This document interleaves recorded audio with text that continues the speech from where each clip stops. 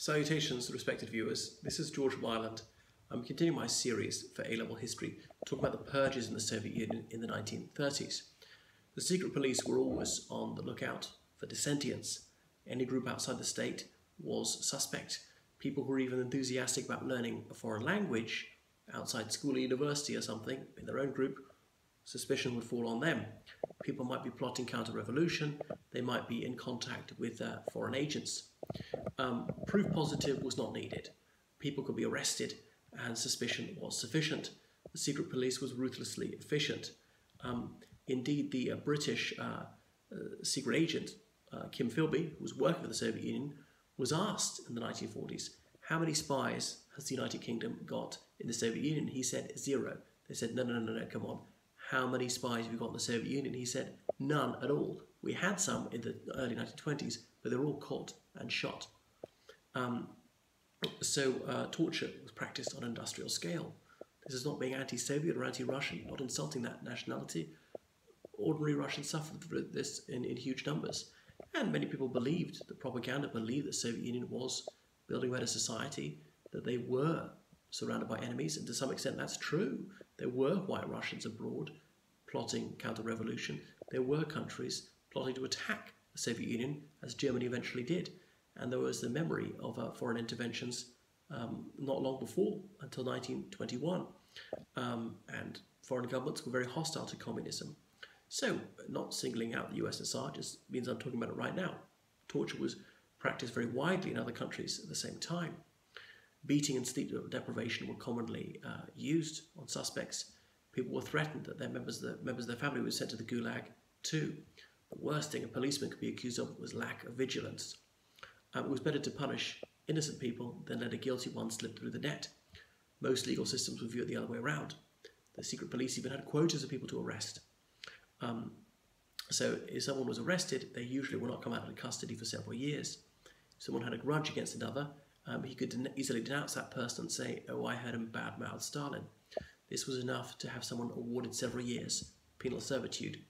Even to fail to lavish praise on Comrade Stalin with sufficient gusto was considered a crime. When Stalin took the podium, he delivered his tedious discourses. Every pause was filled by raucous applause. On one occasion, Stalin entered a room. Everyone rose to their feet to applaud him. The applause lasted for minutes, but it couldn't go on forever. Somebody had to be the first to stop clapping. There was an aged and infirm man, the manager of a paper factory, and he was too frail to continue standing and wildly applauding, so he took to his seat. Everyone else then felt safe to sit down because they had been the first to stop.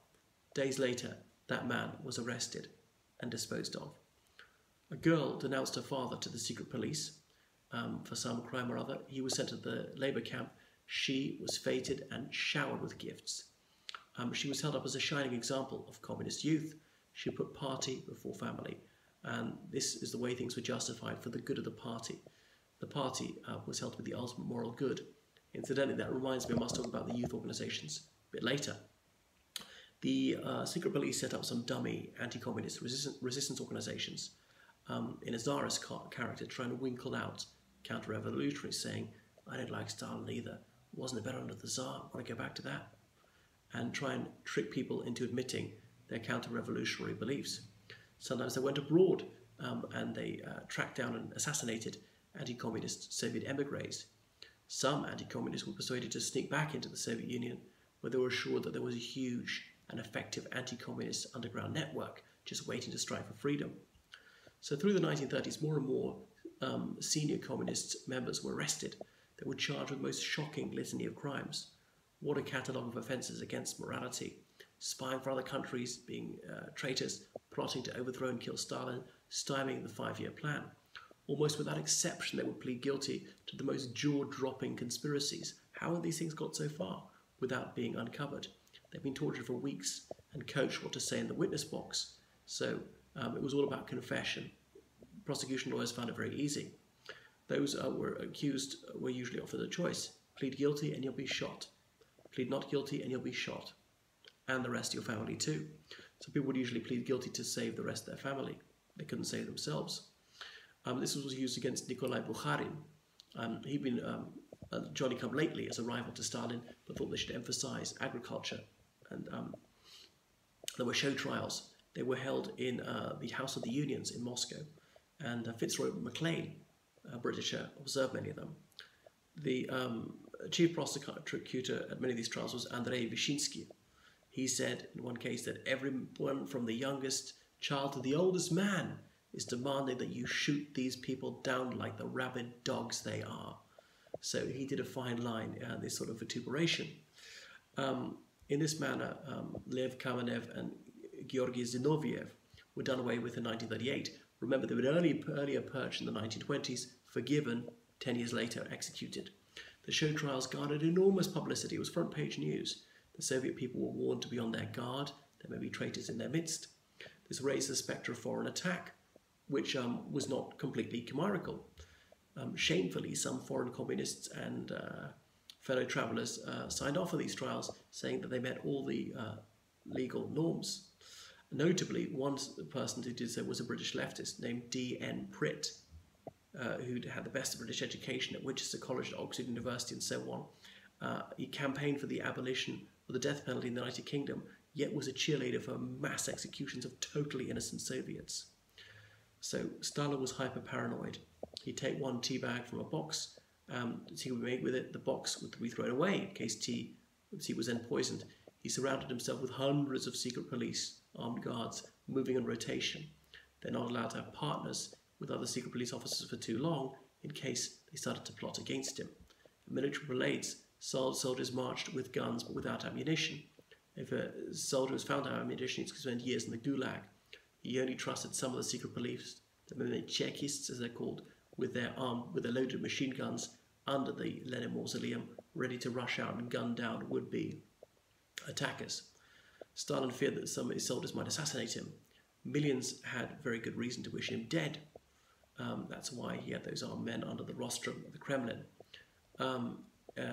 So an East German communist later noted the irony that in the People's State, the role of the people in some of these Red Square parades was played by loudspeakers broadcasting recorded cheering. Stalin did not trust his own people. Of course, Stalin's claim of foreign espionage was not entirely specious. Many foreign countries were plotting on him, so he was spying against them as well. Spying was on nothing like the scale that Stalin imagined. His reaction was grossly excessive. The spy networks that the secret police were breaking up were largely fantasies, figments of their imagination, and of course they'd be rewarded for it. By the late 1930s, Stalin had removed all potential rivals. Most veteran leaders of the October Revolution had been killed on his orders.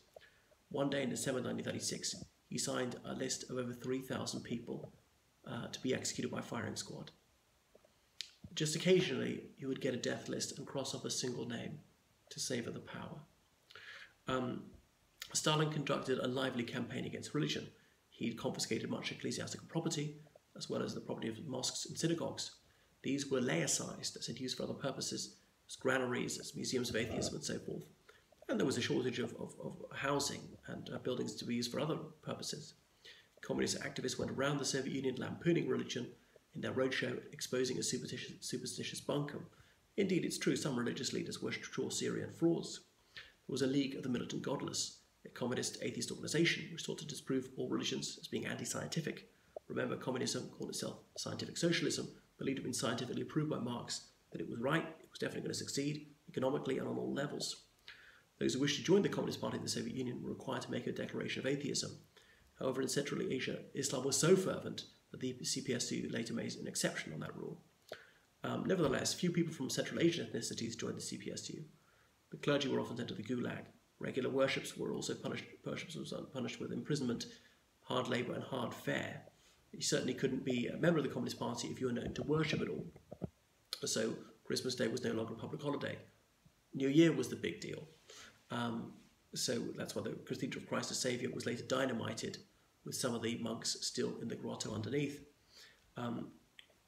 So remember, they thought that religion had been the mainstay of the white cause, Islam being the mainstay of, say, the Azerbaijani independence cause, the Central Asian revolt, and so forth. So the more religious people were in Central Asia, the more they were likely to fight in the 20s and 30s and get killed or die in the famine. Only collaborators with communism survived. Stalin turned his attention to those of the Polish ethnicity. Much of what we now call Belarus and Ukraine was peopled by substantial Polish minorities. Remember, Poland had been an enemy of Russia before. Many of these people were imprisoned and indeed shot. He remembered the Russia-Polish War, Stalin did. He also wanted to reconquer the rest of Poland. He feared martial nations led by aristocracies. Remember, Josip Piłsudski was ruling Poland until 1935. He was an aristocrat, that suffix Piłsudski in his surname. Stalin turned on Communist International. Foreign communists were living in the USSR, and they fell under suspicion. Bela Kun, the leader of the failed communist revolution in Hungary, was living in Moscow. There's a plaque commemorating on the old Comintern building. It doesn't say he was executed in 1936. Tito, the Yugoslav communist doyen, survived only by denouncing others. Likewise, Marcus Wolf, the German communist. Same goes for many others. In 1937, Stalin began a purge of the armed forces. He purged the Navy more severely than the Army, the Air Force. Maybe because it was less important. Maybe because it was more based in Leningrad. Senior officers were almost without exceptions members of the CPSU. Some of the former czarists who'd been forgiven because they served communism, but now they were under suspicion again. Purging mostly meant expulsion from the armed forces or demotion. Sometimes it meant imprisonment, and sometimes it entailed death by firing squad. Only about 4% of military officers were executed this time, but the more senior somebody was, the more likely he was to be purged. Rokossovsky was sent to prison in Leningrad, severely beaten up. He was a very hard man. He was tough enough to survive these beatings. He knew his only chance was to deny, stand up to the torture. But because he was hard as nails, he did. And without explanation, after a year or so, he was set free, resumed his rank, and was very distinguished in the Second World War. So who will spy on the spies? Like the old Latin tag, who will oversee the overseers? Stalin demanded that Czechists conduct thorough witch hunts of their own organization. Secret policemen were found guilty of all sorts of crimes and sent to the Gulag or indeed firing squad.